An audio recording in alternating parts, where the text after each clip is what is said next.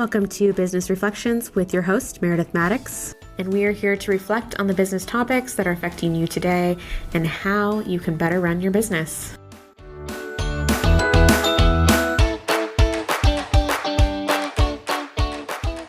I have Annie P. Ruggles, the founder of the Non-Sleazy Sales Academy. So Annie, tell me how you got started in sales. Hi, Meredith. I never ever expected to be in sales. If you had a time machine and went back in time, I would be mortified if you told me I wound up in sales.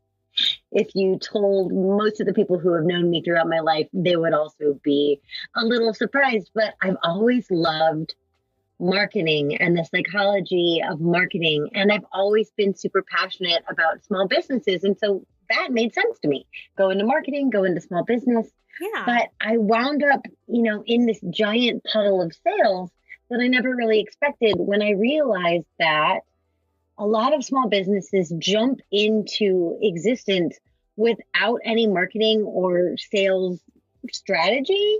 And they enjoy marketing more. So they think that marketing will help them cross the finish line. Mm-hmm. And it really doesn't. So I decided I was going to find out why my clients weren't as successful as they should be. And the answer was they weren't selling. They were either choosing not to sell or just not selling. Okay. So you mean like not making those final sales, or that they weren't selling themselves as business owners? Basically, if there was a way that they could find to avoid the sale, it's like this weird self-sabotage that I started to uncover, where some people would never actually ask. They would just leave the conversation open and waited for the client to come around and go, oh, okay, sure. Well, where do I send money? Oh. And other people would ask kind of, sort of. Some people would ask, get a let me think about it or any kind of objection and just run for the hills. Like, nope, all right, guess I gotta go. No.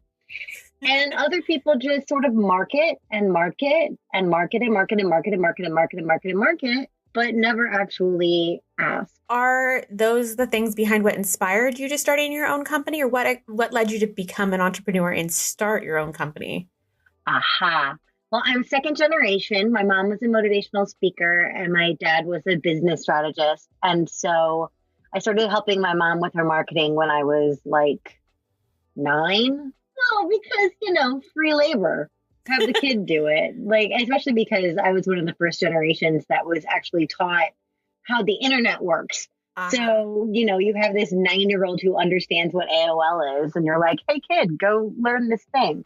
But I always was drawn to the idea that I could build something around myself to help others. And I didn't know what form that would take. And so right out of college, I was a life coach for a while, and then I was in marketing, and then I wound up being the director of marketing and sales for a software company. And it's just kind of all wound up all over the place. And after the software company was acquired, I thought, what's the best way for me to go back to working with the kinds of people that I want to work with?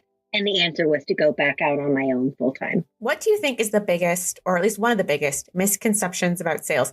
Because I'm going to tell you right now, I told my husband that I was going to be interviewing somebody today about non-sleazy sales techniques. And he goes, there's no such thing as a non-sleazy salesman. And I was like, no. Oh, so I'm man. sure that there are a lot of misconceptions about sales. So your husband just stabbed me in the heart. I know, he's really good at that. Ow.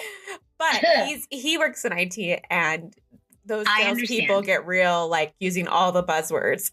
Oh, absolutely. I mean, there's a reason why I named it the Non-Sleazy Sales Academy. I wanted in the name to strike a chord of exactly what I stand against. But to get to your question about the misconceptions of sales, I think that there is this understanding among people who really want to help others and who are other-centered, other-focused, heart-centered, especially spiritually minded people in business as well. They think that sales is a door that once you walk through it, poof, you're a jerk. You become a horrible person. The second the money hits your account, you're corrupted. All you're going to want to do is be super greedy and nasty, and you'll never care about another customer again beyond the money they bring to you. And that's completely and utterly untrue. So if you look at what you sell, for example, in medical billing and in the health space, people need medical billing.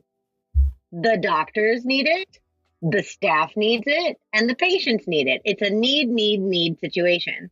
Yeah. So if you're going to go in and say, hey, here's why my firm is better than any other firm, that in itself is an act of selling. But what you're saying is, hey, I'm a provider and I'm providing something that you need. As long as you stay focused on what they need, and as long as you listen more than you talk, then you can also determine if you're a good fit for that client. And if you're not a good fit for that client, you can walk away. And if what your service isn't right for them, you can walk away, or you can tailor the service if you have that luxury. But the difference between a sleazy seller and a non-sleazy seller is that the sleazy seller will sell you whatever they're supposed to sell you or whatever they think you should buy for their benefit. A non-sleazy seller is just putting a value and a price tag on the things that they put out into the world, on those labors of love, so that those products, those services can go out and fix the problem. So you're talking about sales being less of a one-sided game and more of a mutual relationship to benefit both parties, it sounds like. Oh, absolutely. And it's sometimes a very long game, but it definitely is a game, a dance. It's a back and forth, right? It's not, let me run to the finish line. Haha, you're hooked. Yeah. It's, hey, should we try this? All right, what about the next door? It's a lot more like a maze or a labyrinth where, you go around a corner, or an escape room even. You solve one puzzle. Okay, on to the next puzzle. Okay, on to the next. Okay, on to the next. And when you solve enough problems with them and for them, the customer will choose you if you ask them to. One of the areas that you're really passionate about is sales avoidance in heart-centered business. Why do you think that small business owners avoid selling themselves when their heart is in their business? I think we take it very, very personally. I think most small business owners look at their business as an extension of themselves. I have more than one client that refer to their business as their baby or their business baby, right? And who wants to put their heart out there and be rejected? Nobody. Right. That fear of rejection, that self-preservation of not wanting to put yourself out there when something is so dear to you makes total sense. Completely, right? That's why you can't really judge it. It makes sense. But beyond that, the avoidance comes in because we don't know what sales is and what sales isn't. And so we look at our competitors, or we look at the sales gurus out there, and they're very aggressive and sharkish and manipulative and shouty and buzzwordy, to your husband's point from before. And it's just very much a turnoff. And we look at that, and also understandably, we go, okay, well, if that's what I'm supposed to do, I'm not doing that. I'm not going to do that. That's not me. Or heaven forbid, we decide that we want to try it, and we try it on, and we prove to ourselves, nope, that version of selling is not for me. And so what do? We market, we network, we sort of network, we kind of ask, we put some stuff on social, we talk to a couple of people, and then we just post on social media again and hope that somebody will just go to our website, hunt out the buy button and click it. And that's just not how it happens. But I think it's all that rejection and the fear of the shame, the embarrassment, plus guilt. And one of the main things I hear from people all the time is, well, I don't know how to put a price on what I do, or I'm working with a God-given gift. How can I charge for that? I've never heard that question before. How do you answer that one? I tell people that I could pull their teeth out for free. That's true. That is my legitimate answer. I tell people all the time that there are many, many things that I can do that I do not charge for, because I am not an expert in them. But I don't just charge for things to charge for them.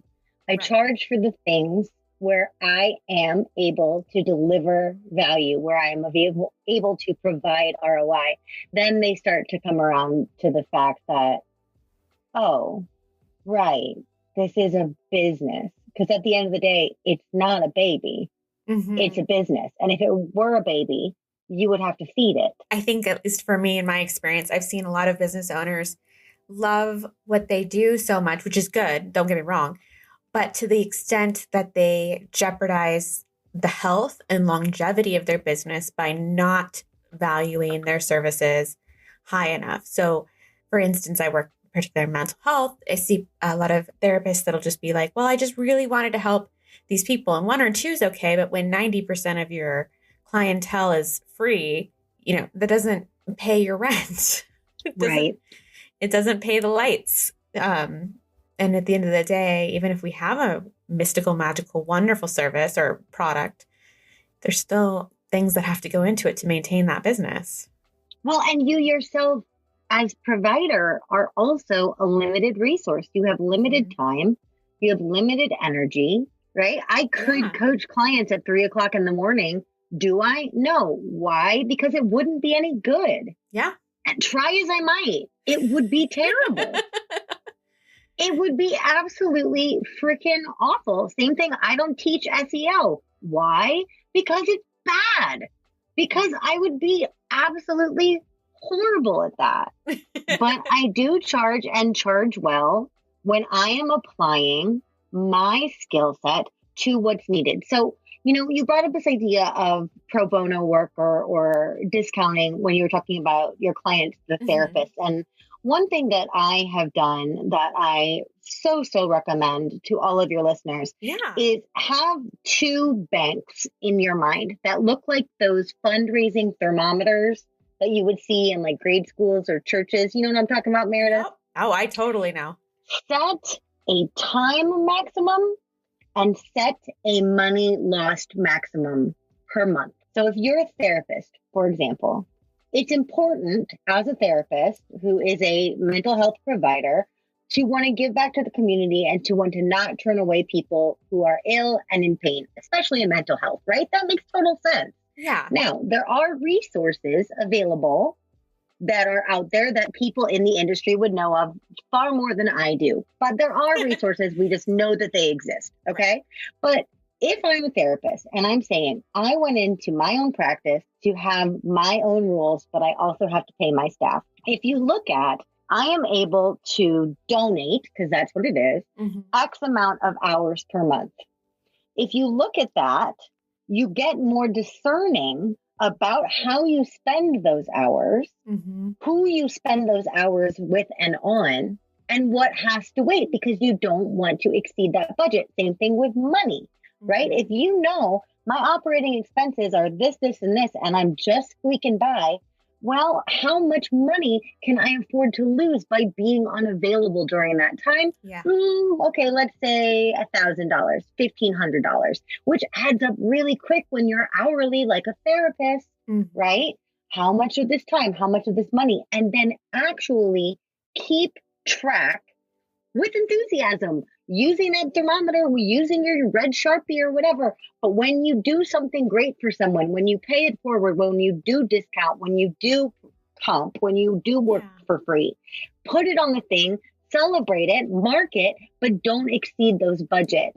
You can always say, you know what? I exceeded my budget for this month. Why don't we look again next month? Can I contact you on the 15th? Yeah. Well, and you brought up, we're going a little off topic, but yes, there's other resources out there and providers can always refer out and stuff. But also we talk a lot too about burnout, and you want to make sure that you're doing enough for yourself.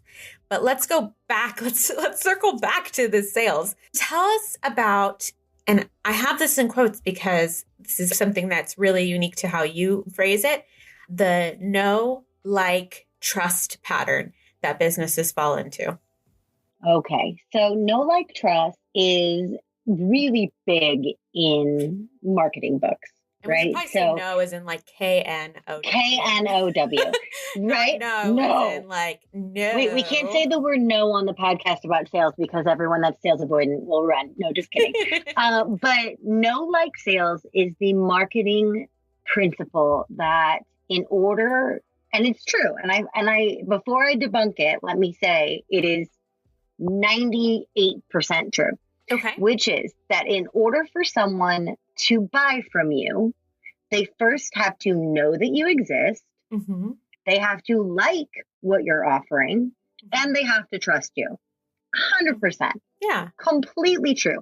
If you are not visible, if you are not, attractive, magnetic in some way, and if you are not showing them that you are not going to highway rob them, you're going to have some trouble with marketing. But the thing is, heart-centered people and the kind of people I work with and people like therapists who have so much love and so much talent to give often say, okay, well, I spend all of my non-practicing hours, meaning like when I'm not with a client, I am spending that time outwardly marketing. So no, yes, I have brand awareness, got it.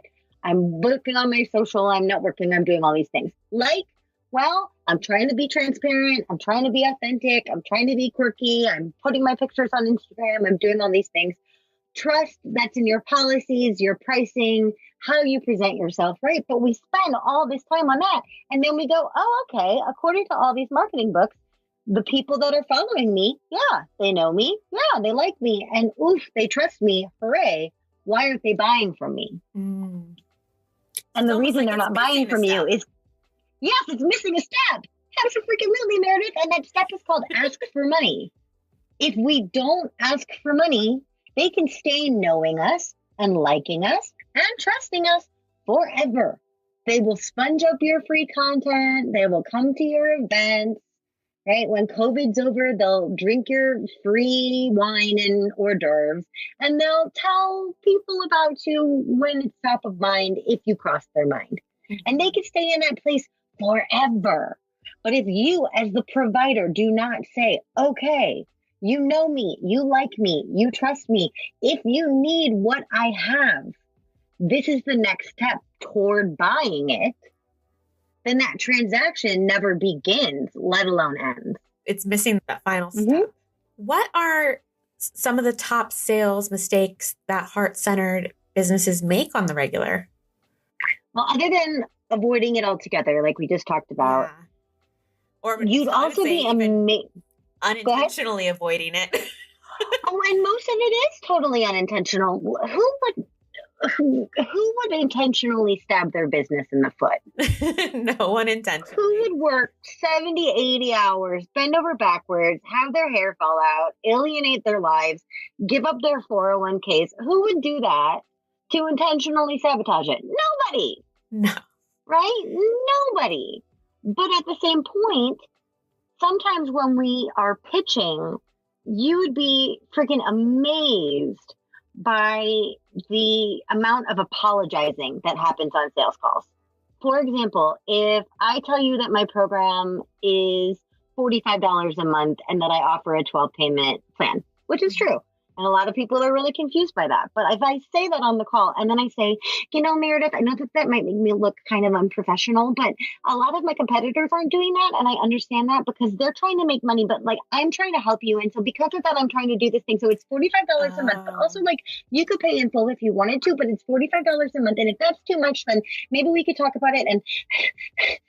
And we just blab all through their decision-making time. How am I supposed to make a decision when you're yammering at me? Right? And the thing that we yammer is normally we try to cut them off at the pass of their objection. So we object for them. Yeah. And there is value in speaking to the objection ahead of time. But the way to do that is not to say, well, that may be more money than you were thinking. And the reason for that is this, and just cover it all up instead of saying, hey, how does that land on you? And then listening, right? Yeah. The other mistake is the cousin of that mistake, which is to just dump a spiel on someone. This is what your husband's talking about. Buzzword, buzzword, buzzword, spiel, spiel, spiel. You ask me a question, I sort of answer it, but sort of answer the question next door so I can get back out of my script. I take up the whole time I have with you, blabbing, blabbing, blabbing, blabbing, blabbing. And then at the end, I stop maybe 2 minutes shy of the meeting ending. And I go, oh, okay, so are we going to do this thing? Yeah. No, we're not. Because you don't know anything about me. Yeah. Why would I want to work with you? Why? You don't know if I need popsicles or gutters. You don't know.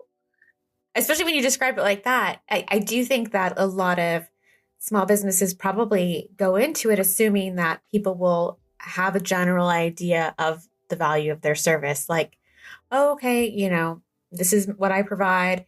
And would you like to get started? And I think we're scared to say the price. How much is the buy-in? How much is the investment? How much is whatever that monetary amount is that is going to be your portion of the relationship?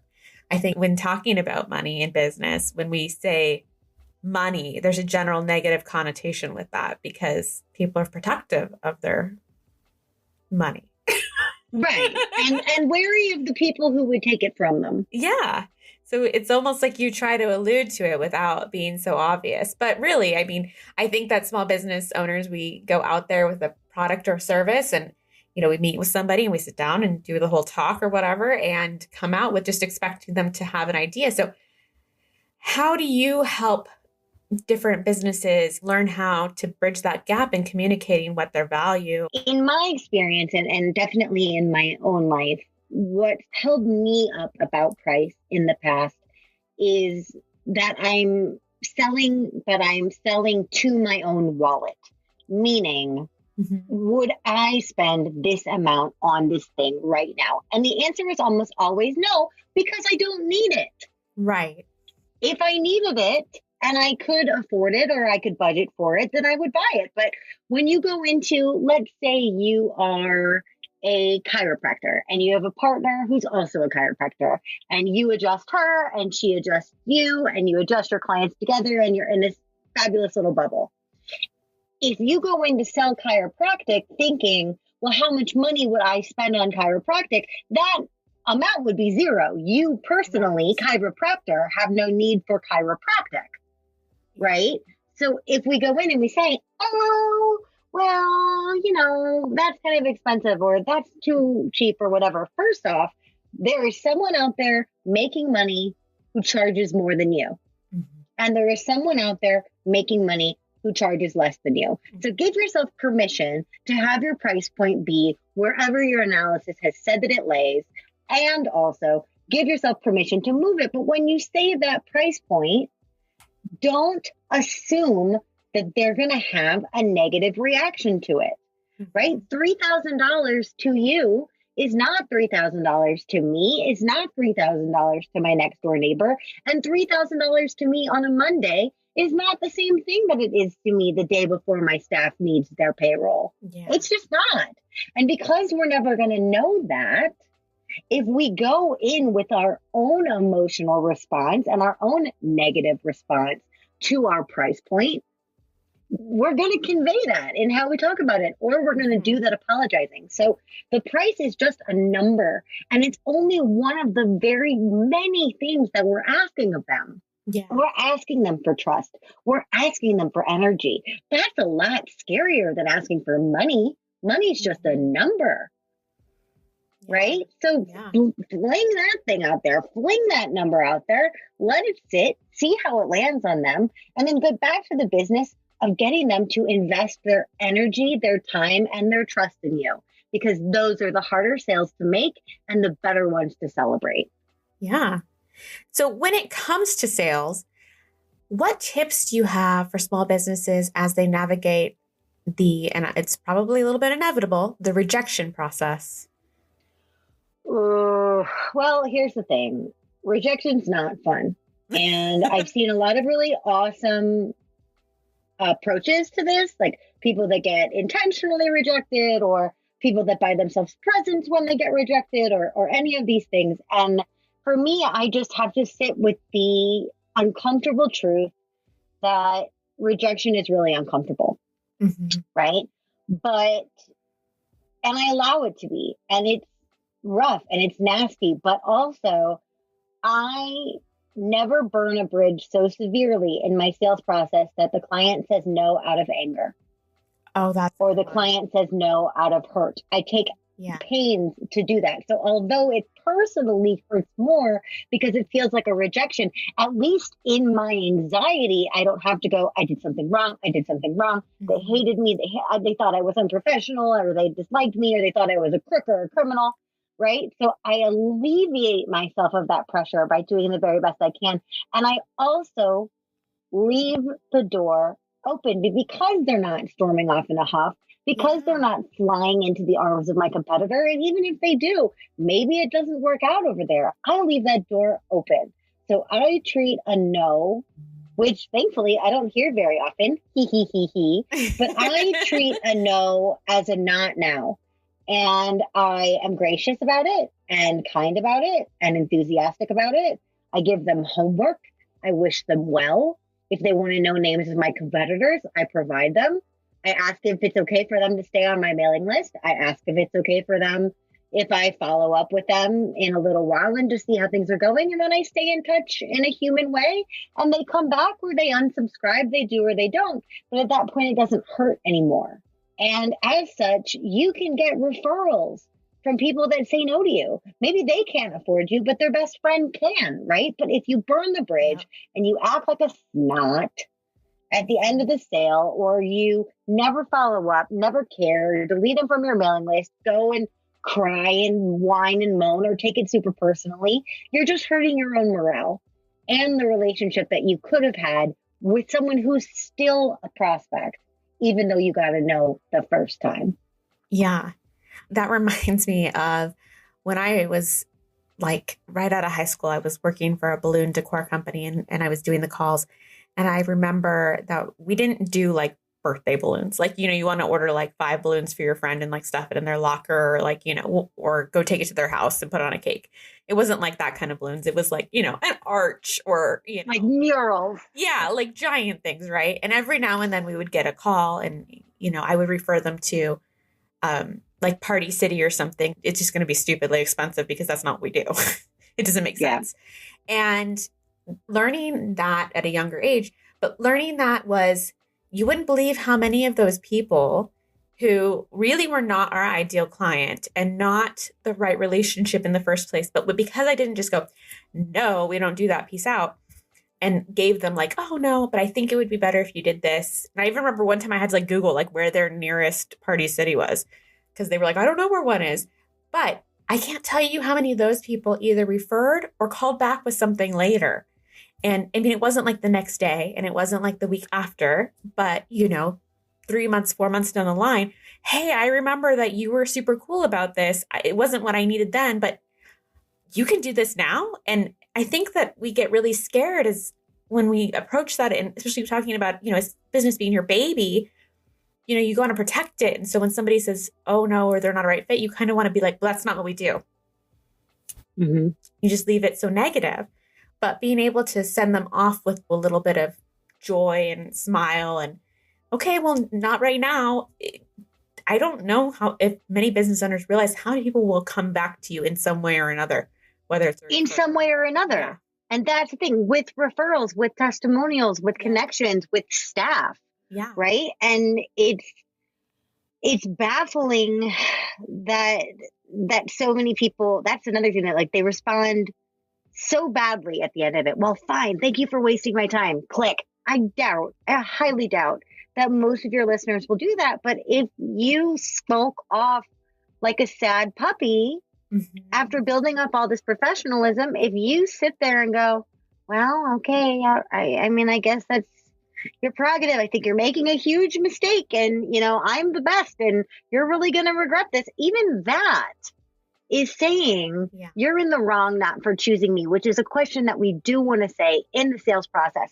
But once they've decided on a no, and it's a true no, be gracious, be lovely. You have nothing to lose. And if you are in a situation where, especially if they don't have the money, if there's a real financial objection, Give them homework, give them a resource, right? So maybe it is the number of a therapist that has sliding scale or, something similar, or maybe it's a book, maybe it's a series, maybe it's who knows, whatever they need. Maybe it's a roofer because they mentioned that their house is leaking and that's causing them stress, whatever it may be.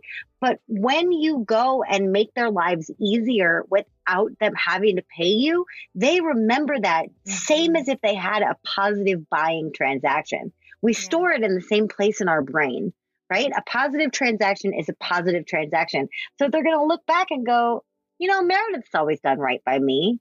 Why am I even looking at other medical billing? I should just go talk to Meredith when the time is right. Yeah, I think we forget in business that no should always be not right now instead of no, dead and buried. Right. And I think that's another reason why, your husband would say that there are no non-sleazy salespeople is, even though I myself have trained hundreds of them, because there's also either really sleazy, annoying, spammy follow-up or no follow-up. Mm-hmm.